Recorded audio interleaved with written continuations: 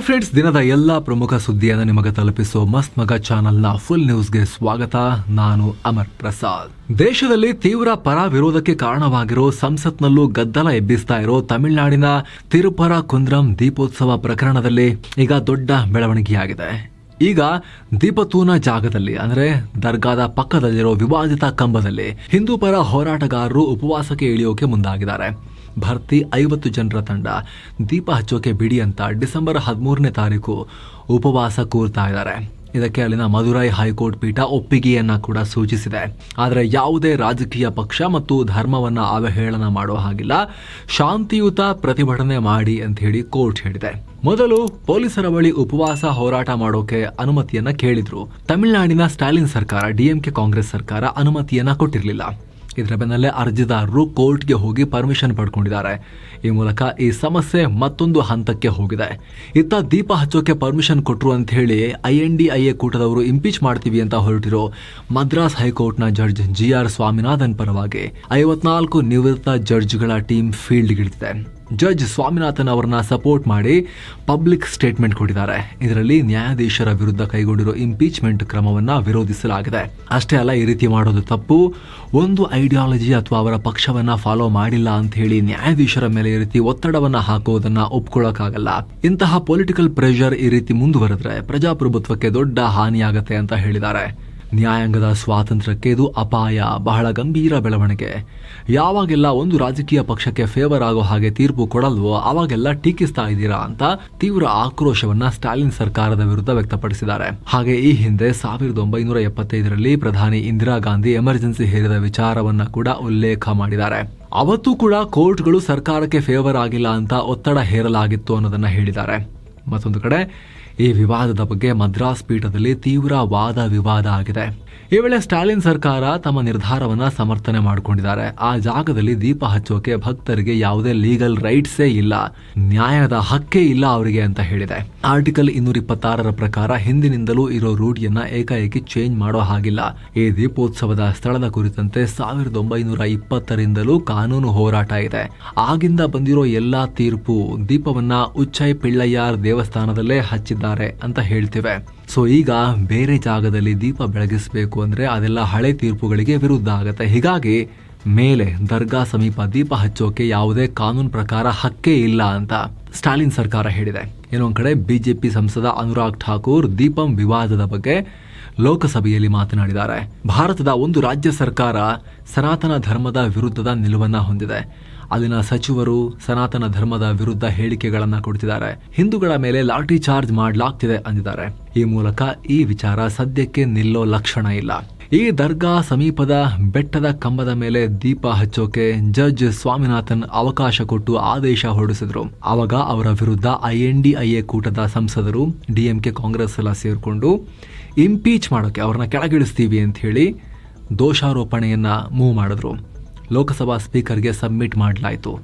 ಖುದ್ದು ಪ್ರಿಯಾಂಕಾ ಗಾಂಧಿ ಅವರೊಟ್ಟಿಗೆ ಹೋಗಿ ಆ ಸಂದರ್ಭದಲ್ಲಿ ಹಾಜರಿದ್ರು ಆ ದೋಷಾರೋಪಣೆ ಕೊಡಬೇಕಾರೆ. ಇದು ಅಲ್ಲಿಂದ ದೊಡ್ಡ ವಿವಾದ ಆಗ್ತಿದೆ. ಇದಕ್ಕೆ ಸಂಬಂಧಪಟ್ಟಂತೆ ಸಪರೇಟ್ ವಿಡಿಯೋ ಮಾಡಿ ನಾವು ಮಾಹಿತಿಯನ್ನ ಕೊಟ್ಟಿದ್ದೀವಿ ಸ್ನೇಹಿತರೆ ಆಲ್ರೆಡಿ. ಏನು ಉತ್ತರ ಭಾರತದಲ್ಲಿ ಯೋಗಿ ಮಾಡೆಲ್ ಅಂತ ಕರೆಸ್ಕೊಳ್ತಾ ಇರೋ ಬುಲ್ಡೋಸರ್ ಕ್ರಮವನ್ನ ಈಗ ರಾಜ್ಯ ಸರ್ಕಾರ ಕೂಡ ಫಾಲೋ ಮಾಡೋಕೆ ಮುಂದಾಗಿದೆ. ನಶಾ ಉಗ್ರರ ವಿರುದ್ಧ ಬುಲ್ಡೋಸರ್ ಇಳಿಸಿ ಅವರ ಮನೆಗಳನ್ನ ಮಣ್ಣು ಮಾಡ್ತೀವಿ ಅಂತ ಗೃಹ ಮಂತ್ರಿ ಡಾಕ್ಟರ್ G ಪರಮೇಶ್ವರ್ ಹೇಳಿದ್ದಾರೆ. ಸದನದಲ್ಲಿ MLC ಕೆ ಅಬ್ದುಲ್ ಜಬ್ಬಾರ್ ಕೇಳಿದ ಪ್ರಶ್ನೆಗೆ ಉತ್ತರಿಸಿ ಈ ತರ ಹೇಳಿದ್ದಾರೆ. ಸಾಕಷ್ಟು ವಿದೇಶಿ ಪ್ರಜೆಗಳು ರಾಜ್ಯದಲ್ಲಿ ಮಾದಕ ವಸ್ತು ಕಳ್ಳ ಸಾಗಾಣಿಕೆ ಮತ್ತು ಮಾರಾಟದಲ್ಲಿ ಸಿಕ್ಕಿ ಬಿದ್ದಿದ್ದಾರೆ. ಇದರಲ್ಲಿ ಹಲವಾರು ಆಫ್ರಿಕನ್ ಪ್ರಜೆಗಳೇ ಇದ್ದಾರೆ. ಅದನ್ನೆಲ್ಲ ಅವರು ಹೇಗೆ ಟ್ರಾನ್ಸ್ಪೋರ್ಟ್ ಮಾಡ್ತಾರೆ, ಪೂರೈಸ್ತಾರೆ ನಮಗ್ ಗೊತ್ತಿಲ್ಲ. ಈಗ ನಾವು ಅಂತವರ ಮೂವ್ಮೆಂಟ್ಸ್ ಅನ್ನ ಮಾನಿಟರ್ ಮಾಡ್ತಾ ಇದ್ದೀವಿ. ಇಂಥ ಕೆಲಸದಲ್ಲಿ ತೊಡಗಿರೋರಿಗೆ ಬಾಡಿಗೆಗೆ ಮನೆ ಕೊಡೋ ಮಾಲೀಕರನ್ನ ಕೂಡ ಗುರುತಿಸಿದ್ದೇವೆ. ಹೀಗಾಗಿ ನಶಾ ವಸ್ತು ಜಾಲದಲ್ಲಿ ಇನ್ವಾಲ್ವ್ ಆಗಿರೋರು ಹಾಗೂ ಬಾಡಿಗೆ ಮನೆ ಕೊಟ್ಟವರು ಅವರೆಲ್ಲರನ್ನ ನಾವು ಟಾರ್ಗೆಟ್ ಮಾಡ್ತೀವಿ. ಬಾಡಿಗೆ ಮನೆಗಳನ್ನ ಕೂಡ ಕೆಡವೋಕೆ ರೆಡಿ ಇದೀವಿ ಅಂತ ಹೇಳಿದ್ದಾರೆ. ಇಂಥ ಕೃತ್ಯಗಳಲ್ಲಿ ಪೊಲೀಸರು ಭಾಗಿಯಾಗಿರೋದು ಗೊತ್ತಾದ್ರೆ ಅವರನ್ನ ಸೇವೆಯಿಂದ ತೆಗೆದು ಹಾಕ್ತೇವೆ. ಪೊಲೀಸರ ವಿರುದ್ಧವೂ ಕಠಿಣ ಕ್ರಮ ತಗೊಳ್ತೀವಿ ಅಂತ ಹೇಳಿದ್ದಾರೆ. ಹಾಗೆ ನಶಾ ಜಾಲದಲ್ಲಿ ಸಿಕ್ಕಿ ಬಿದ್ದಿರೋ 300 ವಿದೇಶಿಗರನ್ನ ಈಗ ಆಲ್ರೆಡಿ ಭಾರತದಿಂದ ಓಡಿಸಿದ್ದೇವೆ. ಇಂಥವರ ವಿರುದ್ಧವೇ ನಾವು ಈಗ already anti narcotics task force ರಚನೆ ಮಾಡಿದೀವಿ ಅಂತ ಡಾಕ್ಟರ್ G ಪರಮೇಶ್ವರ್ ಹೇಳಿದ್ದಾರೆ. ಏನೋ ಕಾಲ್ ತುಳಿತದ ಬಳಿಕ ಚಿನ್ನಸ್ವಾಮಿ ಸ್ಟೇಡಿಯಂನಲ್ಲಿ ಕ್ರಿಕೆಟೇ ಆಗ್ತಾ ಇರಲಿಲ್ವಲ್ಲ, ಈಗ ಮತ್ತೆ ಪಂದ್ಯಗಳನ್ನ ಆಡಿಸೋಕೆ ಸಚಿವ ಸಂಪುಟ ಓಕೆ ಮಾಡಿದೆ. ಸಿಎಂ ಸಿದ್ದರಾಮಯ್ಯ ಅಧ್ಯಕ್ಷತೆಯಲ್ಲಿ ನಡೆದ ಸಚಿವ ಸಂಪುಟ ಸಭೆಯಲ್ಲಿ ನಿರ್ಧಾರ ಮಾಡಲಾಗಿದೆ. ನ್ಯಾಯಮೂರ್ತಿ ಮೈಕಲ್ ಡಿ ಕುನ್ನಾ ವರದಿ ಶಿಫಾರಸಿನಂತೆ ಷರತ್ತುಬದ್ಧವಾಗಿ ಮುಂದಿನ ದಿನಗಳಲ್ಲಿ ಪಂದ್ಯಕ್ಕೆ ಅನುಮತಿ ಕೊಡೋಕೆ ನಿರ್ಧಾರ ಮಾಡಲಾಗಿದೆ. ಈ ಕುರಿತು ಷರತ್ತು ಮತ್ತು ಮಾರ್ಗಸೂಚಿ ಹೊರಡಿಸೋಕೆ ಗೃಹ ಸಚಿವ ಜಿ ಪರಮೇಶ್ವರ್ ಅವರಿಗೆ ಸೂಚನೆ ಕೊಡಲಾಗಿದೆ. ಜೊತೆಗೆ ಒಳ ಮೀಸಲು ಜಾರಿಗಾಗಿ ರೂಪಿಸಿರೋ ಕರ್ನಾಟಕ ಪರಿಶಿಷ್ಟ ಜಾತಿಗಳು ಉಪವರ್ಗೀಕರಣ ವಿಧೇಯಕ 2025 ಸಂಪುಟ ಸಭೆಯಲ್ಲಿ ಅನುಮೋದನೆ ಸಿಕ್ಕಿದೆ. ಹಾಗೆ ಜಿಲ್ಲಾ ಹಾಗೂ ತಾಲೂಕು ಪಂಚಾಯಿತಿ ಚುನಾವಣೆಗಳಿಗೆ ಅಗತ್ಯ ತಯಾರಿಯನ್ನ ಪೂರ್ಣಗೊಳಿಸೋಕೆ ರಾಜ್ಯ ಸಚಿವ ಸಂಪುಟ ತೀರ್ಮಾನ ಮಾಡಿದೆ. 2026 ಏಪ್ರಿಲ್ ಒಳಗಡೆ ಚುನಾವಣೆಗಳಿಗೆ ಬೇಕಾದ ತಯಾರಿಯನ್ನ ಮುಗಿಸೋಕೆ ಕ್ಯಾಬಿನೆಟ್ ಗ್ರೀನ್ ಸಿಗ್ನಲ್ ಕೊಟ್ಟಿದೆ. ರಾಜ್ಯದ ಎಲ್ಲಾ ಜಿಲ್ಲಾ ಹಾಗೂ ತಾಲೂಕು ಪಂಚಾಯಿತಿಗಳಿಗೆ 2016 ಏಪ್ರಿಲ್ನಲ್ಲಿ ಚುನಾವಣೆ ಆಗಿತ್ತು. 2016 ಏಪ್ರಿಲ್ನಲ್ಲಿ ಅವಧಿ ಕೂಡ 2021ರಲ್ಲಿ ಮುಗಿದು ಹೋಗಿತ್ತು. ಆದರೆ ತಾಂತ್ರಿಕ ಕಾರಣಗಳನ್ನು ಕೊಟ್ಟು ಎಲೆಕ್ಷನ್ ಇಲ್ಲಿ ತನಕ ಆಗೇ ಇಲ್ಲ. ಈಗ ತಯಾರಿ ಮಾಡಿ ರಾಜ್ಯ ಚುನಾವಣಾ ಆಯೋಗಕ್ಕೆ ಸಹಕಾರ ಕೊಡೋಕೆ ತೀರ್ಮಾನಿಸಲಾಗಿದೆ. ಇನ್ನು ಬೆಂಗಳೂರಿನ ಸಿಲ್ಕ್ ಬೋರ್ಡ್ ಜಂಕ್ಷನ್ ಮತ್ತು ಕೆಆರ್ ಪುರ ಮೆಟ್ರೋ ನಿಲ್ದಾಣದ ನಡುವಿನ ಔಟರ್ ರಿಂಗ್ ರೋಡ್ ಅಭಿವೃದ್ಧಿಗೆ ಸಚಿವ ಸಂಪುಟ ಗ್ರೀನ್ ಸಿಗ್ನಲ್ ಕೊಟ್ಟಿದೆ. 307 ಕೋಟಿ ರೂಪಾಯಿ ಮೌಲ್ಯದಲ್ಲಿ ಇದನ್ನ ನಿರ್ಮಾಣ ಮಾಡಲಾಗ್ತಿದ್ದು ಒಟ್ಟು 17.01 ಕಿಲೋಮೀಟರ್ ಉದ್ದ ಇರುತ್ತೆ. 10 ಪಥ ಇರುತ್ತೆ. ಅಂದ್ರೆ ಪ್ರತಿ ಸೈಡ್ ನಲ್ಲಿ 3 ಮುಖ್ಯ ಕ್ಯಾರೇಜ್ ವೇ ಲೇನ್ಗಳು, 2 ಸರ್ವಿಸ್ ರೋಡ್ ಲೇನ್ಗಳಿರ್ತವೆ. ಹಾಗೆ ಟ್ರಾಫಿಕ್ ಸಮಸ್ಯೆ ಪರಿಹರಿಸೋಕೆ ಬಸ್ ಲೇನ್ ಕೂಡ ಮತ್ತೆ ಶುರು ಮಾಡಲಾಗುತ್ತೆ ಅಂತ ಅಧಿಕಾರಿಗಳು ಹೇಳಿದ್ದಾರೆ. ಹಾಗೆ ಸ್ನೇಹಿತರೆ, ಎಲ್ಲಾ ಮೆಂಬರ್ ಓನ್ಲಿ ವಿಡಿಯೋಸ್ ಅನ್ನ ನೀವು ಕೂಡ ನೋಡೋಕೆ ವಿಡಿಯೋ ಕೆಳಗಿರೋ ಜಾಯಿನ್ ಬಟನ್ ಮೂಲಕ ಮಸ್ತ್ ಮಗ ಪ್ರೀಮಿಯಂ ಮೆಂಬರ್ಶಿಪ್ ಕುಟುಂಬವನ್ನ ಸೇರಬಹುದು. ಇನ್ನು ಮಾಜಿ ಸಚಿವ, ರಾಜ್ಯದ ಗ್ಯಾರಂಟಿ ಯೋಜನೆ ಸಮಿತಿ ಅಧ್ಯಕ್ಷ ಎಚ್.ಎಂ. ರೇವಣ್ಣ ಪುತ್ರ ಶಶಾಂಕ್ ಅನ್ನೋರ ಕಾರು ಡಿಕ್ಕಿ ಹೊಡೆದು ಆಕ್ಸಿಡೆಂಟ್ ಆಗಿದೆ. ಬೈಕ್ ಸವಾರೊಬ್ಬರು ಮೃತಪಟ್ಟಿದ್ದಾರೆ. ಮೃತರನ್ನ ರಾಜೇಶ್ ಅಂತ ಗುರುತಿಸಲಾಗಿದೆ. ರಾಮನಗರ ಜಿಲ್ಲೆ ಗುಡೆಮಾರನಹಳ್ಳಿ ಬಳಿ ಅಪಘಾತ ಆಗಿದೆ. ಅಪಘಾತ ಆದ್ಮೇಲೆ ಇವರು ತಪ್ಪಿಸ್ಕೊಂಡು ಹೋಗ್ತಾ ಇದ್ರು. ಆಗ ಪೊಲೀಸರು ಬೆನ್ನಟ್ಟಿ ಹೋಗಿದ್ದಾರೆ. ಆಗ ನಾನು ಎಚ್.ಎಂ. ರೇವಣ್ಣ ಅವರ ಮಗ ಅಂತ ಹೇಳಿ ಪೊಲೀಸರಿಗೇನೆ ಇವರು ಧ್ವನಿ ಏರಿಸಿ ಮಾತನಾಡಿದ್ದಾರೆ ಅಂತೆಲ್ಲ ಮಾಹಿತಿ ಬರ್ತಾ ಇದೆ. ನೋಡಬೇಕು ಪೊಲೀಸರು ಏನ್ ಹೇಳ್ತಾರೆ ಅಫಿಷಿಯಲ್ ಆಗಿ ಸಂಬಂಧಪಟ್ಟಂತೆ ಅಂತ. ಏನೋ ಬೆಂಗಳೂರಿನ ವೈಟ್ ಫೀಲ್ಡ್ ನಲ್ಲಿ ಆಪರೇಟ್ ಆಗ್ತಾ ಇದ್ದ ಅಂತಾರಾಷ್ಟ್ರೀಯ ಸೈಬರ್ ಅಪರಾಧ ಜಾಲವನ್ನ ಭೇದಿಸಿ 21 ಜನರನ್ನ ಅರೆಸ್ಟ್ ಮಾಡಲಾಗಿದೆ. ಇವರು ವಿದೇಶಿಗರನ್ನ ಟಾರ್ಗೆಟ್ ಮಾಡಿಕೊಂಡು ಮೈಕ್ರೋಸಾಫ್ಟ್ ಟೆಕ್ನಿಕಲ್ ಸಪೋರ್ಟ್ ಸ್ಟಾಫ್ ಅಂತ ಹೇಳಿ ಮೋಸ ಮಾಡ್ತಾ ಇದ್ರು. ಕಳೆದ ಆಗಸ್ಟ್ನಿಂದ ಈ ಗ್ಯಾಂಗ್ ಅಮೆರಿಕ ಮತ್ತು ಬ್ರಿಟನ್ನ 150 ಜನರನ್ನ ಯಾಮಾರಿಸಿ 13.5 ಕೋಟಿ ರೂಪಾಯಿ ಲೂಟಿ ಮಾಡಿತ್ತು. ಬೆಂಗಳೂರಲ್ಲಿ ಸಿಕ್ಕಾಪಟ್ಟೆ ಚಳಿ ಅಲ್ವಾ? ಬೇಗ ಶುರುವಾಗಿದೆಯಲ್ಲ ಚಳಿ. ಇದಿನ್ನಷ್ಟು ಜಾಸ್ತಿ ಆಗುತ್ತೆ ಅಂತ ಭಾರತೀಯ ಹವಾಮಾನ ಇಲಾಖೆ ಹೇಳಿದೆ. ಮುಂದಿನ ವಾರ ಬೆಂಗಳೂರಲ್ಲಿ 16 ಡಿಗ್ರಿ ತನಕನೂ ಇಳಿಯುತ್ತೆ. 12 ಡಿಗ್ರಿಗೂ ಇಳಿಯೋ ಚಾನ್ಸಸ್ ಇದೆ ಅಂತ ಹೇಳಿ ಹವಾಮಾನ ಇಲಾಖೆ ಹೇಳಿದೆ. ಅಷ್ಟು ಮಾತ್ರ ಅಲ್ಲ, ಮುಂದಿನ ಕೆಲ ದಿನಗಳಲ್ಲಿ ಉತ್ತರ ಮತ್ತು ಮಧ್ಯ ಭಾರತದಲ್ಲಿ ಶೀತ ಗಾಳಿ ಇನ್ನೂ ಜಾಸ್ತಿ ಆಗ್ತಾ ಹೋಗುತ್ತೆ. ಆ ಭಾಗದಲ್ಲೂ ಅಂತಾನೂ ಹವಾಮಾನ ಇಲಾಖೆ ಅಂದಾಜು ಮಾಡಿದೆ. ಇನ್ನು ಮತ್ತೊಮ್ಮೆ ಕರ್ನಾಟಕವನ್ನ ಒಡೆದು 2 ಪೀಸ್ ಮಾಡೋ ಮಾತು ಬಂದಿದೆ. ಎಲ್ಲಿ? ಬೆಳಗಾವಿ ಅಧಿವೇಶನದಲ್ಲಿ ವಿಧಾನಸಭೆಯಲ್ಲೇ ಮಾತನಾಡಿದ್ದಾರೆ. ಯಾರು? MLA ಒಬ್ರು, ಕಾಗವಾಡ ಕಾಂಗ್ರೆಸ್ ಶಾಸಕ ರಾಜು ಕಾಗೆ. ಉತ್ತರ ಕರ್ನಾಟಕ ಪ್ರತ್ಯೇಕ ತುಂಡು ಮಾಡಬೇಕು, ಬೇರೆ ರಾಜ್ಯ ಮಾಡಬೇಕು ಅಂತ ಹೇಳಿ ಮತ್ತೆ ಗಲಾಟೆ ಮಾಡಿದ್ದಾರೆ. ಏನೋ ಲೋಕಸಭೆಯಲ್ಲಿ ವಿಪಕ್ಷ ನಾಯಕ ರಾಹುಲ್ ಗಾಂಧಿ ದಿಲ್ಲಿ ಮಾಲಿನ್ಯದ ಬಗ್ಗೆ ಮಾತನಾಡಿದ್ದಾರೆ. ಭಾರತದ ಪ್ರಮುಖ ನಗರಗಳು ವಿಷಕಾರಿ ಗಾಳಿಯನ್ನ ಅಲ್ಲಿ ಜನ ಸೇವಿಸ್ತಾ ಇದ್ದಾರೆ. ಈ ಸಂಬಂಧ ಸರ್ಕಾರ ಮತ್ತು ವಿಪಕ್ಷಗಳು ಒಟ್ಟಾಗಿ ಕೆಲಸ ಮಾಡೋಣ ಅಂತ ಹೇಳಿದ್ದಾರೆ. ಹಾಗೆ ಈ ಕುರಿತು ಸಂಸತ್ನಲ್ಲಿ ಡಿಬೇಟ್ ಆಗಬೇಕು ಅಂತ ಹೇಳಿದ್ದಾರೆ. ಇದಕ್ಕೆ ಸರ್ಕಾರದ ಕಡೆಯಿಂದ ಸಂಸದೀಯ ವ್ಯವಹಾರಗಳ ಸಚಿವ ಕಿರಣ್ ರಿಜಿಜು ಪ್ರತಿಕ್ರಿಯೆ ಕೊಟ್ಟು, ಈ ಕುರಿತು ಸಂಸತ್ನಲ್ಲಿ ಚರ್ಚೆ ಮಾಡೋಣ, ಇದಕ್ಕೆ ಪರಿಹಾರ ಕಂಡುಕೊಳ್ಳೋಕೆ ಸರ್ಕಾರ ತಯಾರಿದೆ ಅನ್ನೋ ಹೇಳಿಕೆ ಕೊಟ್ಟಿದ್ದಾರೆ. ಇನ್ನು AIMIM ಮುಖ್ಯಸ್ಥ ಅಸದ್ ಉದ್ದೀನ್ ಓವೈಸಿ ಮಾತನಾಡಿ, ದೇಶಾದ್ಯಂತ ಅರೇಬಿಕ್ ಮತ್ತು ಉರ್ದು ಯೂನಿವರ್ಸಿಟಿಗಳನ್ನು ಎಲ್ಲ ಕಡೆ ಸ್ಥಾಪಿಸೋಣ. ಈ ಭಾಷೆಗಳು ನಮ್ಮ ಸಾಂಸ್ಕೃತಿಕ ಪರಂಪರೆಯ ಪ್ರಮುಖ ಭಾಗ ಅಂತ ಹೇಳಿದ್ದಾರೆ. ಆತ civil aviation minister Ram Mohan Naidu IndiGo ಬಿಕ್ಕಟ್ಟಿನ ವೇಳೆ ಡೊಮೆಸ್ಟಿಕ್ ಫ್ಲೈಟ್ ಬೆಲೆ ಅಂದ್ರೆ ಟಿಕೆಟ್ ಪ್ರೈಸ್ ಏರಿಕೆ ಆಗಿರೋದನ್ನ ಡಿಫೆಂಡ್ ಮಾಡ್ಕೊಂಡಿದ್ದಾರೆ. ಬೇರೆ ರಾಷ್ಟ್ರಗಳಿಗೆ ಹೋಲಿಸಿದ್ರೆ ಇಲ್ಲಿನ ಡೊಮೆಸ್ಟಿಕ್ ಏರ್ ಫೇರ್ ಸೇಮ್ ಇದೆ, ಹೆಚ್ಚೇನೂ ಆಗಿಲ್ಲ. ಗ್ಲೋಬಲ್ ಆಪರೇಷನಲ್ ಕಾಸ್ಟ್ ನಿಂದ ಬೆಲೆ ಏರಿಕೆ ಆಗಿದೆ ಅಷ್ಟೇ ಅಂತ ಹೇಳಿ ಸಮರ್ಥನೆ ಮಾಡ್ಕೊಂಡಿದ್ದಾರೆ. ಹಾಗೆ ಮೇಡ್ ಇನ್ ಇಂಡಿಯಾ ವಿಮಾನಗಳಿಗೆ ಸರ್ಕಾರ ಹೆಚ್ಚಿನ ಆದ್ಯತೆ ಕೊಡುತ್ತೆ ಅಂತ ಹೇಳಿದ್ದಾರೆ. ಕೋರ್ಟೇ ಜಾಡಿಸಿತ್ತು ಇವರಿಗೆ 50,000, 70,000, 80,000 ಏನಿದೆ ಟಿಕೆಟ್ ಪ್ರೈಸ್ ಅಂತ ಹೇಳಿ. ಇವರು ಸಮರ್ಥನೆ ಮಾಡ್ಕೊಳ್ತಿದ್ದಾರೆ, ಏನೂ ಆಗಿಲ್ಲ ಅನ್ನೋ ಥರದಲ್ಲಿ. ಇನ್ನು ಇದೇ ವೇಳೆ ಈ ಸಿಗರೆಟ್ ಬಗ್ಗೆ ಕೂಡ ಚರ್ಚೆ ನಡೆದಿದೆ. ಕಳೆದ ಸೆಷನ್ನಲ್ಲಿ ಬಿಜೆಪಿ ಸಂಸದ ಅನುರಾಗ್ ಠಾಕೂರ್ TMC MP ಒಬ್ಬರು ಪಾರ್ಲಿಮೆಂಟ್ ಒಳಗಡೆ ಈ ಸಿಗರೆಟ್ ಬಳಕೆ ಮಾಡಿದ್ದಾರೆ ಅನ್ನೋ ಆರೋಪ ಮಾಡಿದ್ರು. ಯಾರು ಅಂತ ಹೆಸರು ಹೇಳಿರಲಿಲ್ಲ. ಇದೀಗ ಬಿಜೆಪಿ ಸಂಸದ ಬೋಲಾ ಸಿಂಗ್ ಇದೇ ಆರೋಪ ಮಾಡಿದ್ದಾರೆ. ಇಂಥ ವಿಚಾರಗಳನ್ನ ಸಹಿಸಕ್ಕಾಗಲ್ಲ ಅಂದಿದ್ದಾರೆ. ಅಷ್ಟು ಮಾತ್ರ ಅಲ್ಲ, ಬಿಜೆಪಿ ಅವರೀಗ ಲೋಕಸಭಾ ಸ್ಪೀಕರ್ ಓಂ ಬಿರ್ಲಾಗೆ ಇದ್ರ ಬಗ್ಗೆ ಲಿಖಿತ ದೂರನ್ನ ಕೂಡ ಕೊಟ್ಟಿದ್ದಾರೆ. TMC ಸಂಸದರ ವಿರುದ್ಧ ಕ್ರಮ ತಗೊಳ್ಳಿ ಅಂತ ಹೇಳಿ. ಇದರ ನಡುವೆ TMC ಸಂಸದ ಸೌಗತಾ ರಾಯ್ ಇದೇ ಈ ಸಿಗರೇಟ್ ಸೇದುವಾಗ ಸಿಕ್ಕಿಬಿದ್ದಿದ್ದಾರೆ. ಆಗ ಕೇಂದ್ರ ಸಚಿವರಾದ ಗಜೇಂದ್ರ ಸಿಂಗ್ ಶೇಖಾವತ್ ಮತ್ತು ಗಿರಿರಾಜ್ ಸಿಂಗ್ ಹಾಗೂ ಸೌಗತಾ ರಾಯ್ ನಡುವೆ ಮಾತಿನ ಚಕಮಕಿ ಕೂಡ ಆಯಿತು. ಆಗ ಅವರು ಮಾತನಾಡಿ, ಸರ್ಕಾರದ ಮೇಲೆ ಕಿಡಿಕಾರಿದ್ದಾರೆ.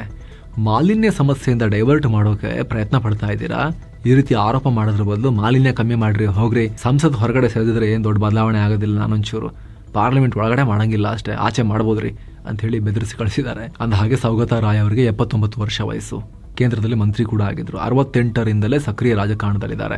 ಅವ್ರ ಕಾಲ ಕೂಡ ಹಳೆ ಕಾಲದಲ್ಲಿದೆ ಅಂತ ಕಾಣುತ್ತೆ, ಏನ್ ಸೇದ್ಬೋದು ಅಂತ ಅವ್ರು ಹೇಳಿದ್ದಾರೆ. ಏನು ಇನ್ಶೂರೆನ್ಸ್ ಸೆಕ್ಟರ್ ನಲ್ಲಿ ಕೇಂದ್ರ ಸರ್ಕಾರ ಮಹತ್ವದ ಸುಧಾರಣೆ ತಂದಿದೆ. ವಿಮಾ ಕಂಪನಿಗಳಲ್ಲಿ 100% ಫಾರಿನ್ ಡೈರೆಕ್ಟ್ ಇನ್ವೆಸ್ಟ್ಮೆಂಟ್ಗೆ, ವಿದೇಶಿ ನೇರ ಹೂಡಿಕೆಗೆ ಅಪ್ರೂವಲ್ ಕೊಡಲಾಗಿದೆ. ಇದಕ್ಕಾಗಿ ಇನ್ಶೂರೆನ್ಸ್ ಅಮೆಂಡ್ಮೆಂಟ್ ಬಿಲ್ಗೆ PM ಮೋದಿ ನೇತೃತ್ವದ ಸಚಿವ ಸಂಪುಟ ಅನುಮೋದನೆ ಕೊಟ್ಟಿದೆ. ಈ ಹಿಂದೆ 74% ಮಾತ್ರ ಹೂಡಿಕೆಗೆ ಅವಕಾಶ ಇತ್ತು, ಈಗ 100% ಹೂಡಿಕೆಗೆ ಅವಕಾಶ ಸಿಕ್ಕಿದೆ. ಭಾರತದ ವಿಮಾ ಕಂಪನಿಗಳ ಮೇಲೆ ವಿದೇಶಿ ಕಂಪನಿಗಳು ಫುಲ್ ಓನರ್ಶಿಪ್ ಅನ್ನು ತಗೊಂಡು ಎಷ್ಟಾದರೂ ಹೂಡಿಕೆ ಮಾಡಬಹುದು, ಎಷ್ಟಾದರೂ ಓನರ್ಶಿಪ್ ಅನ್ನು ಪಡ್ಕೋಬಹುದು. ಕಾಂಪೋಸಿಟ್ ಲೈಸೆನ್ಸಿಂಗ್ ಸೇರಿ ಹಲವು ಸುಧಾರಣೆಗಳು ಈ ಬಿಲ್ನಲ್ಲಿದ್ದಾವೆ. ಇನ್ನು ಇದೇ ಕ್ಯಾಬಿನೆಟ್ ಮೀಟಿಂಗ್ನಲ್ಲಿ 2027ರ ಜನಗಣತಿಗೆ ಫಂಡಿಂಗ್ ಅನ್ನು ಕೂಡ ಕೊಡಲಾಗಿದೆ. 11,700 ಕೋಟಿ ರೂಪಾಯಿ ಮೀಸಲಿಡಲಾಗಿದೆ. 2 ಹಂತದಲ್ಲಿ ನಡೆಯುತ್ತೆ ಜನಗಣತಿ. 2026 ಏಪ್ರಿಲ್ ಸೆಪ್ಟೆಂಬರ್ ವರೆಗೆ ಹೌಸ್ ಲಿಸ್ಟಿಂಗ್ ಮತ್ತು ಹೌಸಿಂಗ್ ಸೆನ್ಸಸ್ ನಡೆಯುತ್ತೆ. 2027ರ ಫೆಬ್ರವರಿಯಲ್ಲಿ ಜನಗಣತಿ ನಡೆಯುತ್ತೆ. ಅದಕ್ಕೂ ಮುಂಚೆ ಜನಗಣತಿ ಪ್ರಕ್ರಿಯೆ ಜಮ್ಮು ಕಾಶ್ಮೀರ, ಹಿಮಾಚಲ ಪ್ರದೇಶ, ಉತ್ತರಾಖಂಡ್ನ ಆಯ್ದ ರಾಜ್ಯಗಳಲ್ಲಿ 2026ರ ಸೆಪ್ಟೆಂಬರ್ನಲ್ಲಿ ನಡೆಯುತ್ತೆ. ಹಿಮ ಇರೋ ಕಾರಣಕ್ಕೆ ಬೇಗ ಅಲ್ಲಿ ನಡೆಯುತ್ತೆ. ಇನ್ನು ಭಾರತ ಮತ್ತು ಒಮಾನ್ ಸಂಬಂಧದಲ್ಲಿ ದೊಡ್ಡ ಬೆಳವಣಿಗೆಯಾಗಿದೆ. 2 ರಾಷ್ಟ್ರಗಳ ನಡುವಿನ ಮುಕ್ತ ವ್ಯಾಪಾರ ಒಪ್ಪಂದಕ್ಕೆ PM ಮೋದಿ ನೇತೃತ್ವದ ಕೇಂದ್ರ ಕ್ಯಾಬಿನೆಟ್ ಅನುಮೋದನೆ ಕೊಟ್ಟಿದೆ.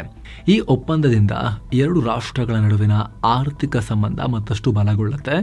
ವ್ಯಾಪಾರ ಮತ್ತು ಹೂಡಿಕೆ ಕ್ಷೇತ್ರಗಳಲ್ಲಿ 2 ರಾಷ್ಟ್ರಗಳು ಇನ್ನಷ್ಟು ವೇಗವಾಗಿ ಓಡಲಿವೆ ಅಂತ ಸರ್ಕಾರ ಹೇಳಿದೆ. PM ಮೋದಿ ಒಮಾನ್ ದೇಶಕ್ಕೆ ಭೇಟಿ ಕೊಡೋಕೆ ಸಜ್ಜಾಗಿರೋ ಹೊತ್ತಲ್ಲಿ ಈ ನಿರ್ಧಾರ ತಗೊಳ್ಳಲಾಗಿದೆ.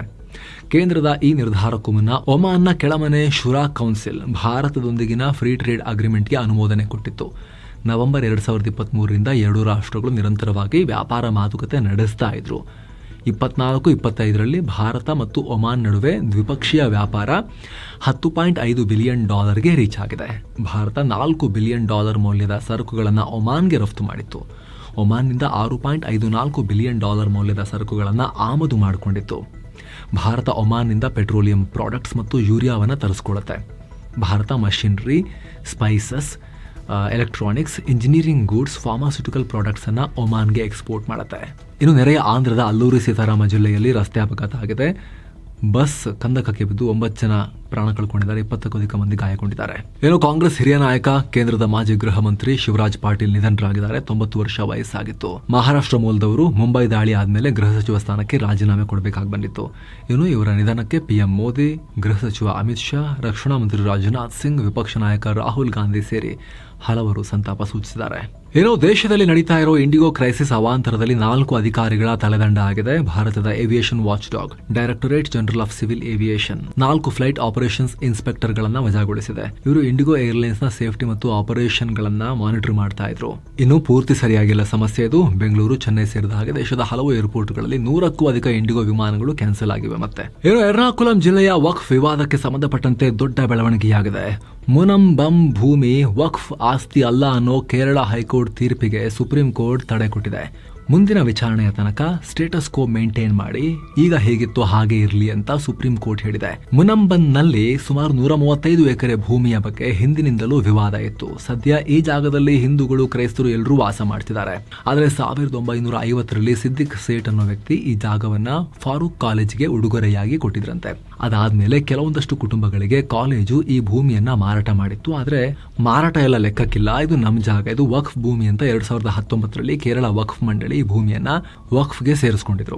ಇದು ವಿಚಾರಣೆಗೆ ಒಳಪಟ್ಟಿತ್ತು. ಕಳೆದ ಅಕ್ಟೋಬರ್ನಲ್ಲಿ ಬಗ್ಗೆ ಆದೇಶ ಕೊಟ್ಟಿದ್ದ ಕೇರಳ ಹೈಕೋರ್ಟ್ನ ವಿಭಾಗೀಯ ಪೀಠ ಇದನ್ನ ವಕ್ಫ್ ಅಂತ ನೋಂದಾಯಿಸುವುದು ಕಾನೂನು ಬಾಹಿರ ಅಂತ ಹೇಳಿತ್ತು. ಇದು ಭೂ ಕಬಳಿಕೆ ತಂತ್ರ ಅಂತ ಟೀಕಿಸಿತ್ತು. ಇದನ್ನ ವಿರೋಧಿಸಿ ವಕ್ಫ್ ಮಂಡಳಿಯವರು ಸುಪ್ರೀಂ ಕೋರ್ಟ್ಗೆ ಹೋಗಿದ್ರು.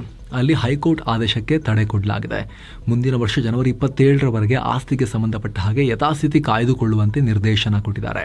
ಇನ್ನು ಭಾರತದ ಏಕೈಕ ಮತ್ತು ಮೊದಲ ರಫೈಲ್ ಫೈಟರ್ ಜೆಟ್ನ ಮಹಿಳಾ pilot squadron leader Shivangi Singh ಅವರಿಗೆ ಹೊಸ ಜವಾಬ್ದಾರಿ ಕೊಡಲಾಗಿದೆ. ಭಾರತೀಯ ವಾಯುಪಡೆಯ ಹಾಕ್ ಟ್ರೈನಿಂಗ್ ಫ್ಲೀಟ್ ನ ಇನ್ಸ್ಟ್ರಕ್ಟರ್ ಹುದ್ದೆ ಕೊಡಲಾಗಿದೆ. ಗೊತ್ತಲ್ಲ, ಇವರು ಆಪರೇಷನ್ ಸಿಂಧೂರ್ ಟೈಮ್ ನಲ್ಲಿ ಇವ್ರನ್ನ ಹೊಡೆದು ಬೀಳಿಸಿದೀವಿ, ಹಿಡ್ಕೊಂಡಿದೀವಿ ನಾವು ಇವ್ರನ್ನ ಅಂತ ಹೇಳಿ ಪಾಕಿಗಳು ಫೇಕ್ ನ್ಯೂಸ್ ಅನ್ನ ಹರಿಬಿಟ್ಟಿದ್ರು ಇವ್ರ ಬಗ್ಗೆ. ಇನ್ನು ಭಾರತದ ಕುಸ್ತಿ ತಾರೆ ವಿನೇಶ್ ಫೋಗಟ್ ಮತ್ತೆ ಕುಸ್ತಿ ಫೀಲ್ಡ್ಗೆ ಇಳಿಯೋದಾಗಿ ಘೋಷಣೆ ಮಾಡಿದ್ದಾರೆ. ಪ್ಯಾರಿಸ್ ಒಲಿಂಪಿಕ್ಸ್ ನಲ್ಲಿ 100 ಗ್ರಾಂ ಎಕ್ಸ್ಟ್ರಾ ತೂಕ ಹೊಂದಿದ್ದಾರೆ ಅಂತ ಹೇಳಿ ವಿವಾದ ಆದ್ಮೇಲೆ ನಿವೃತ್ತಿ ಘೋಷಿಸಿದ್ರು. ಅದಾದ್ಮೇಲೆ ರಾಜಕೀಯಕ್ಕೆ ಹೋಗಿ ಹರಿಯಾಣದಲ್ಲಿ ಕಾಂಗ್ರೆಸ್ನಿಂದ ನಿಂತು ಗೆದ್ದಿದ್ರು ಕೂಡ. ಈಗ ಮತ್ತೆ ಕುಸ್ತಿ ಫೀಲ್ಡ್ಗೆ ಇಳಿದು 2028ರ ಲಾಸ್ ಏಂಜಲೀಸ್ ಗೇಮ್ಸ್ಗೆ ತಯಾರಿ ಮಾಡ್ತಾ ಇದ್ದೀನಿ ಅಂತ ಅನೌನ್ಸ್ ಮಾಡಿದ್ದಾರೆ. ಇನ್ನು ಪಬ್ಲಿಕ್ ಸೆಕ್ಟರ್ ಬ್ಯಾಂಕ್ಗಳು, ಸರ್ಕಾರಿ ಬ್ಯಾಂಕ್ಗಳಲ್ಲಿನ ನೇಮಕಾತಿ ಮತ್ತು ಫಲಿತಾಂಶಕ್ಕೆ ಸಂಬಂಧಪಟ್ಟ ಹಾಗೆ ಕೇಂದ್ರ ಹಣಕಾಸು ಇಲಾಖೆ ಹಲವು ಹೊಸ ಕ್ರಮಗಳನ್ನು ಜಾರಿಗೆ ತಂದಿದೆ. ಸ್ಟೇಟ್ ಬ್ಯಾಂಕ್ ಆಫ್ ಇಂಡಿಯಾ, ರಾಷ್ಟ್ರೀಕೃತ ಬ್ಯಾಂಕ್ಗಳು, ಪ್ರಾದೇಶಿಕ ಗ್ರಾಮೀಣ ಬ್ಯಾಂಕ್ಗಳಿಗೆ ಅನ್ವಯ ಆಗೋ ಕೆಲ ಸುಧಾರಣೆಗಳನ್ನ ಜಾರಿಗೆ ತರ್ತಾ ಇದ್ದಾರೆ. ಇದರಲ್ಲಿ SBI ಬ್ಯಾಂಕ್ನ ರಿಸಲ್ಟ್ನ ಮೊದಲು ಬಿಡುಗಡೆ ಮಾಡಲಾಗುತ್ತೆ, ನಂತರ ನ್ಯಾಷನಲ್ ಬ್ಯಾಂಕ್ಗಳು, ಅದಾದಮೇಲೆ ಪ್ರಾದೇಶಿಕ ಗ್ರಾಮೀಣ ಬ್ಯಾಂಕ್ಗಳ ರಿಸಲ್ಟ್ ಬಿಡುಗಡೆ ಮಾಡಲಾಗುತ್ತೆ. ಮೊದಲು ನ್ಯಾಷನಲ್ ಬ್ಯಾಂಕ್ಗಳು ಮತ್ತು SBI ನೇಮಕಾತಿ ಪರೀಕ್ಷೆಗೂ ಮುಂಚೆ ಪ್ರಾದೇಶಿಕ ಗ್ರಾಮೀಣ ಬ್ಯಾಂಕ್ಗಳ ಪರೀಕ್ಷೆಗಳನ್ನು ನಡೆಸಲಾಗ್ತಾ ಇತ್ತು. ಫಲಿತಾಂಶಗಳನ್ನು ಇದೇ ಸೇಮ್ ಆರ್ಡರ್ನಲ್ಲಿ ರಿಲೀಸ್ ಮಾಡಲಾಗ್ತಿತ್ತು. ಇದರಿಂದ ಹೊಸದಾಗಿ ನೇಮಕಗೊಂಡ ಅಭ್ಯರ್ಥಿಗಳು ಪ್ರಾದೇಶಿಕ ಗ್ರಾಮೀಣ ಬ್ಯಾಂಕ್ಗಳಿಂದ ನ್ಯಾಷನಲ್ ಬ್ಯಾಂಕ್ಗೆ, ಅಲ್ಲಿಂದ SBI ಬ್ಯಾಂಕ್ಗೆ ಹೋಗೋಕೆ ಸ್ಟಾರ್ಟ್ ಮಾಡ್ತಾ ಇದ್ರು. ಇದರಿಂದ ಗ್ರಾಮೀಣ ಬ್ಯಾಂಕ್ಗಳಲ್ಲಿ ಉದ್ಯೋಗಿಗಳ ಸಮಸ್ಯೆ ಆಗ್ತಾ ಇತ್ತು. ಹೀಗಾಗಿ ಒಂದಷ್ಟು ಬದಲಾವಣೆಗಳನ್ನು ಮಾಡಲಾಗಿದೆ. ಇನ್ನು ವಾಯು ಮಾಲಿನ್ಯ ವಿಚಾರವಾಗಿ ಸರ್ಕಾರ ದೊಡ್ಡ ಹೇಳಿಕೆ ಕೊಟ್ಟಿದೆ. ವಿವಿಧ ಸಂಸ್ಥೆಗಳು ಪ್ರಕಟಿಸಿರೋ ಗ್ಲೋಬಲ್ ಏರ್ ಕ್ವಾಲಿಟಿ ರ್ಯಾಂಕಿಂಗ್ಗಳು ಅಧಿಕೃತ ಅಲ್ಲ, ಯಾವುದೇ ಸರ್ಕಾರಿ ಸಂಸ್ಥೆಗಳಿಂದ ರ್ಯಾಂಕಿಂಗ್ಗಳನ್ನು ಬಿಡುಗಡೆ ಮಾಡಿಲ್ಲ ಅಂತ ಹೇಳಿದೆ. ಅಲ್ಲದೆ ವಿಶ್ವ ಆರೋಗ್ಯ ಸಂಸ್ಥೆ ಹೊರಡಿಸಿರೋ ಏರ್ ಕ್ವಾಲಿಟಿ ಗೈಡ್ಲೈನ್ಸ್ ಬರೀ ಅಡ್ವೈಸರಿ ಮಾತ್ರ. ದೇಶಗಳು ತಮ್ಮದೇ ಆದ ನಿಯಮಗಳನ್ನು ರೂಪಿಸೋಕೆ ಮಾತ್ರ ಹೆಲ್ಪ್ ಮಾಡ್ತವೆ, ಇವು ಕಡ್ಡಾಯ ನಿಯಮಗಳಲ್ಲ. ಭಾರತ ತನ್ನದೇ ಆದ ಏರ್ ಕ್ವಾಲಿಟಿ ನಿಯಮಗಳನ್ನು ಸೆಟ್ ಮಾಡುತ್ತೆ ಅಂತ ಹೇಳಿದೆ. ಕೇಂದ್ರ ಪರಿಸರ ಖಾತೆ ರಾಜ್ಯ ಸಚಿವ ಕೀರ್ತಿವರ್ಧನ್ ಸಿಂಗ್ ಸಂಸತ್ಗೆ ಈ ಮಾಹಿತಿಯನ್ನು ಕೊಟ್ಟಿದ್ದಾರೆ. ಇನ್ನು ಪಾಕಿಸ್ತಾನದಲ್ಲೊಂದು ಅಪರೂಪದ ಅಚ್ಚರಿಯ ಬೆಳವಣಿಗೆಯಾಗಿದೆ. ಪಾಕಿಸ್ತಾನದಲ್ಲಿರೋ Lahore university of management sciences LUMS Sanskrit ಭಾಷೆಯ ಕೋರ್ಸನ್ನು ಇಂಟ್ರೊಡ್ಯೂಸ್ ಮಾಡಿದ್ದಾರೆ. ಎಲ್ಲಿ ಸ್ವಾಮಿ? ಪಾಕಿಸ್ತಾನದಲ್ಲಿ ಲಾಹೋರ್ ಯೂನಿವರ್ಸಿಟಿ ಆಫ್ ಮ್ಯಾನೇಜ್ಮೆಂಟ್ ಸೈನ್ಸಸ್ನಲ್ಲಿ. ಭಾರತ ವಿಭಜನೆ ಬಳಿಕ ಇದೇ ಮೊದಲ ಬಾರಿಗೆ ಪಾಕಿಸ್ತಾನದಲ್ಲಿ ಸಂಸ್ಕೃತ ಭಾಷೆಯನ್ನು ಕಲಿಸೋಕೆ ಯೂನಿವರ್ಸಿಟಿಯೊಂದು ಮುಂದಾಗಿದೆ. ಇದು ಪಾಕಿಸ್ತಾನದ ಶಿಕ್ಷಣ ವ್ಯವಸ್ಥೆಯಲ್ಲಿ ಆದ ದೊಡ್ಡ ಒಂದು ಬೆಳವಣಿಗೆ ಅಂತೇಳಿ ಎಲ್ಲರೂ ನೋಡ್ತಾ ಇದ್ದಾರೆ ಆ ಕಡೆಗೆ. ಈ ಕುರಿತು ಪ್ರತಿಕ್ರಿಯೆ ಕೊಟ್ಟಿರೋ ಲಾಹೋರ್ ಯೂನಿವರ್ಸಿಟಿ, ಸಂಸ್ಕೃತ ಭಾಷೆ ಜಗತ್ತಿನ ಪ್ರಾಚೀನವಾದ ಅತ್ಯಂತ ಪ್ರಭಾವಶಾಲಿ ಭಾಷೆಗಳಲ್ಲಿ ಒಂದು. 1947ರ ನಂತರ ಪಾಕಿಸ್ತಾನದ ಶಾಲೆ ಮತ್ತು ಯೂನಿವರ್ಸಿಟಿಗಳಲ್ಲಿ ಇದನ್ನು ಕಲಿಸ್ಕೊಟ್ಟಿರೋದು ತುಂಬಾನೇ ರೇರ್. ಹಲವು ದಶಕಗಳ ನಂತರ ಪಾಕಿಸ್ತಾನದ ಯೂನಿವರ್ಸಿಟಿಗಳಲ್ಲಿ ಸಂಸ್ಕೃತ ಭಾಷೆಯನ್ನು ಪುನಃ ಟೀಚ್ ಮಾಡ್ತೇವೆ. ದಕ್ಷಿಣ ಏಷ್ಯಾ ಭಾಗದಲ್ಲಿ ಕಾಮನ್ ಆಗಿರೋ ಇತಿಹಾಸ ಮತ್ತು ಸಂಸ್ಕೃತಿಗೆ ರೀಕನೆಕ್ಟ್ ಆಗೋಕೆ ನಾವು ಪ್ರಯತ್ನ ಪಡ್ತಾ ಇದ್ದೀವಿ. ಎಷ್ಟೋ ತಾಳೆಗರಿಯ ಬರಹಗಳು ನಮ್ಮಲ್ಲಿದ್ದಾವೆ. ವಿದೇಶಿಯರು ಬಂದೆಲ್ಲ ಸ್ಟಡಿ ಮಾಡ್ತಿದ್ರು ನಮ್ಮಲ್ಲಿ, ನಮ್ಮವ್ರು ಯಾರೂ ಮುಗಿಸ್ತಾ ಇರಲಿಲ್ಲ. ಈಗ ನಮ್ಮವರು ಕೂಡ ಅದನ್ನು ಸ್ಟಡಿ ಮಾಡೋಕೆ ಶುರು ಮಾಡ್ತಾರೆ, ನಮ್ಮ ಹತ್ರ ಇರೋ ತಾಳೆಗರಿಯ ಗ್ರಂಥಗಳನ್ನು ಅಂತ ಪಾಕಿಸ್ತಾನದವರು ಹೇಳ್ಕೊಂಡಿದ್ದಾರೆ, ಲಾಹೋರ್ ಯೂನಿವರ್ಸಿಟಿಯವರು. ಇನ್ನು ಭಾರತದ ಷೇರುಪೇಟೆ ಗ್ರೀನ್ನಲ್ಲಿ ಕೊನೆಗೊಂಡಿದೆ. ವಾರದ ವಹಿವಾಟಿನ ಅಂತ್ಯಕ್ಕೆ ಸೆನ್ಸೆಕ್ಸ್ 449 ಪಾಯಿಂಟ್ಸ್ ಜಂಪ್ ಆಗಿ 85,267ಕ್ಕೆ ತಲುಪಿದೆ. ನಿಫ್ಟಿ 148 ಪಾಯಿಂಟ್ಸ್ ಜಂಪ್ ಆಗಿ 26,046ಕ್ಕೆ ರೀಚ್ ಆಗಿದೆ. ಇತ್ತ ಮಿಡ್ ಕ್ಯಾಪ್ ಇಂಡೆಕ್ಸ್ 1.14% ಏರಿಕೆಯಾಗಿದ್ದು, ಸ್ಮಾಲ್ ಕ್ಯಾಪ್ ಇಂಡೆಕ್ಸ್ 0.65% ಜಂಪ್ ಆಗಿದೆ. BSE ಲಿಸ್ಟೆಡ್ ಕಂಪನಿಗಳ ಮಾರ್ಕೆಟ್ ಕ್ಯಾಪ್ 466.6 ಲಕ್ಷ ಕೋಟಿ ರೂಪಾಯಿನಿಂದ 470 ಲಕ್ಷ ಕೋಟಿ ರೂಪಾಯಿಗೆ ತಲುಪಿದೆ. ಹೂಡಿಕೆದಾರರು ಒಂದೇ ದಿನ 3 ಲಕ್ಷ ಕೋಟಿ ರೂಪಾಯಿ ಗೇನ್ ಮಾಡಿಕೊಂಡಿದ್ದಾರೆ. ಅಮೆರಿಕದ ಫೆಡರಲ್ ಬ್ಯಾಂಕ್ ಬಡ್ಡಿ ದರವನ್ನು 25 ಬೇಸಿಸ್ ಪಾಯಿಂಟ್ ಕಟ್ ಮಾಡಿದ ನಂತರ ಜಾಗತಿಕ ಮಾರುಕಟ್ಟೆ ಕೂಡ ಪಾಸಿಟಿವ್ ಆಗಿದೆ. ರೂಪಾಯಿ ಮೌಲ್ಯ ವೀಕ್ ಆಗ್ತಿದ್ರೂ ಕೂಡ, ವಿದೇಶಿ ಬಂಡವಾಳ ನಿರಂತರವಾಗಿ ಹೊರಗೆ ಹೋಗ್ತಿದ್ರೂ ಕೂಡ ದೇಸಿ ಮಾರ್ಕೆಟ್ ಇವತ್ತು ಪಾಸಿಟಿವ್ ಆಗೇ ಇತ್ತು. ಇನ್ನು Hindustan Unilever, Sun Pharmaceutical Industries, ITC, Asian Paints ಮತ್ತು ಪವರ್ ಗ್ರಿಡ್ ಕಾರ್ಪೊರೇಷನ್ ಷೇರುಗಳು ರೆಡ್ನಲ್ಲೇ ಇದ್ವು. ಅತ್ತ Tata Steel, Eternal, UltraTech Cement, Larsen and Toubro, Maruti Suzuki ಗ್ರೀನ್ನಲ್ಲಿದ್ವು. ಇನ್ನು ಭಾರತದ ಅತಿದೊಡ್ಡ ಸರ್ಕಾರಿ ಮಾಲೀಕತ್ವದ hydro power company NHPC limited ಮಹತ್ವದ ಹೂಡಿಕೆಗೆ ಮುಂದಾಗಿದೆ. ಭಾರತದಲ್ಲಿ ಹೈಡ್ರೋ ಪವರ್ ವಿಸ್ತರಣೆ ಮಾಡುವ ನಿಟ್ಟಿನಲ್ಲಿ 98,107 ಕೋಟಿ ರೂಪಾಯಿ ಇನ್ವೆಸ್ಟ್ ಮಾಡೋಕೆ ಪ್ಲಾನ್ ಹಾಕಿದೆ.